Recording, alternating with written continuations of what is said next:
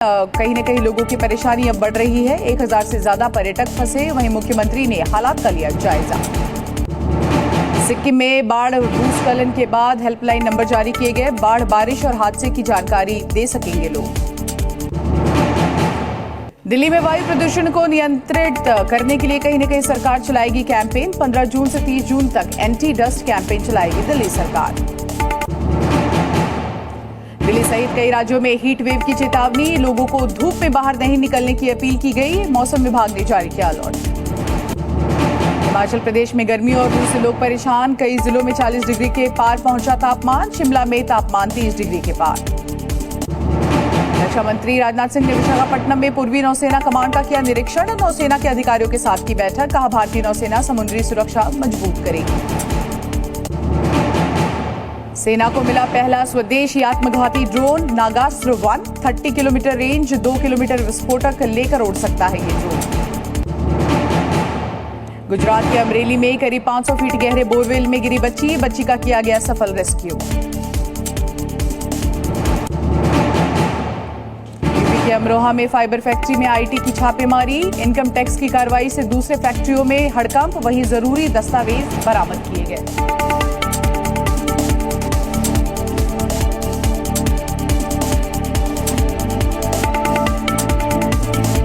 UP के सहारनपुर में अवैध खनन के खिलाफ ईडी की कार्रवाई। लोकल यूनिवर्सिटी की 121 एकड़ जमीन को किया गया जब्त। पूर्व एमएलसी इकबाल बताए जा रहे मालिक। ठाणे के मीरा रोड में सोसाइटी के अंदर बकरीद को लेकर कड़ी सुरक्षा। गाड़ियों की चेकिंग की जा रही है। पिछली बार बकरी अंदर लाने को लेकर हुआ था विवाद। यूपी के हरदोई में पुलिस मुठभेड़ में आरोपी को पैर में लगी गोली। फायरिंग के दौरान सिपाही भी घायल। एक तमंचा, एक कारतूस और चाकू बरामद किया गया।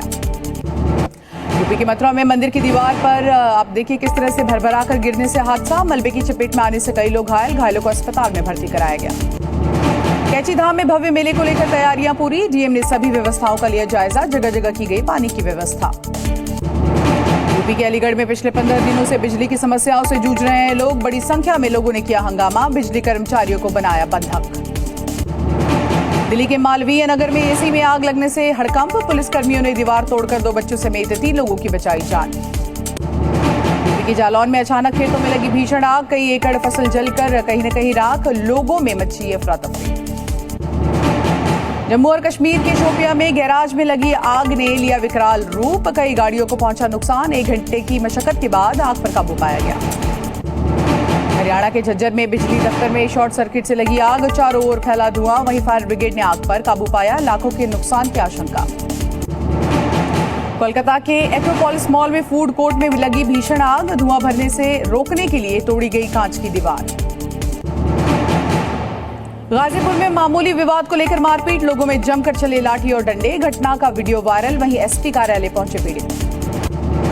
नोएडा में सख्ती के बाद रील बनाने से बाज नहीं आ रहे हैं। इटली में G7 समिट में शामिल होने के बाद भारत के लिए रवाना हुए पीएम मोदी। इटली में कई देशों के साथ की द्विपक्षीय बैठक। वहीं पोप फ्रांसिस से भी मिले प्रधानमंत्री मोदी। G7 के आउटरीच सेशन में शामिल हुए पीएम मोदी। सेशन को किया संबोधित। तीसरी बार सरकार बनने पर देश की जनता का जताया आभार।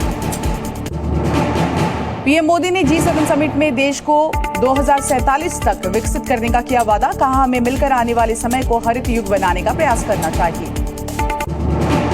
G7 समिट में जॉर्जिया मेलोनी के साथ पीएम मोदी ने की बैठक। दोनों नेताओं के बीच कई मुद्दों पर हुई चर्चा। वहीं मेलोनी ने नमस्ते कर पीएम का किया स्वागत। पीएम मोदी ने यूक्रेन के राष्ट्रपति ज़ेलेंस्की से भी की मुलाकात। रूस यूक्रेन युद्ध पर जमकर हुई चर्चा। पीएम मोदी ने पर नेताओं ने जमकर यहां पर जताई चिंता।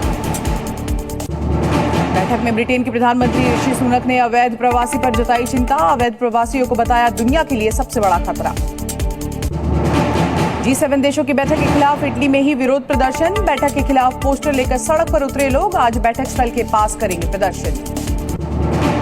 18 जून को वाराणसी दौरे पर रहेंगे पीएम मोदी। किसान सम्मेलन को करेंगे संबोधित। जीत के लिए वाराणसी की जनता को देंगे धन्यवाद। वाराणसी से सीधे बिहार जाएंगे PM Modi. Nalanda university campus का करेंगे उद्घाटन। वहीं लोगों को पीएम मोदी कर सकते हैं संबोधित। 1 जुलाई से लागू होने वाले नए आपराधिक कानून। सभी मंत्रालय और विभागों को दी गई इसकी जानकारी। जम्मू कश्मीर में हुए आतंकी हमले को लेकर गृह मंत्री अमित शाह ने की बैठक, अधिकारियों से ली हालात की जानकारी, वहीं सुरक्षा व्यवस्था की समीक्षा भी की गई। जम्मू कश्मीर में सुरक्षा हालात को लेकर कल भी होगी बैठक, अमरनाथ यात्रा को लेकर सुरक्षा तैयारी पर होगी चर्चा। जम्मू कश्मीर के एलजी एनएसए अजीत डोभाल भी होंगे शामिल। जम्मू कश्मीर के डोडा में सेना का सर्च ऑपरेशन लगातार जारी, आतंकियों की तलाश में जुटी सेना, हमले के बाद से ही पुलिस चला रही है तलाशी अभियान। भारी सुरक्षा के बीच खीर भवानी मेले की शुरुआत, एलजी मनोज सिन्हा ने की खीर भवानी माता के दर्शन, वहीं 30,000 से ज्यादा भक्त पहुंचे। जम्मू कश्मीर में हुए आतंकी हमले को लेकर पंजाब में अलर्ट जारी, पठानकोट सहित 5 जिलों में रेड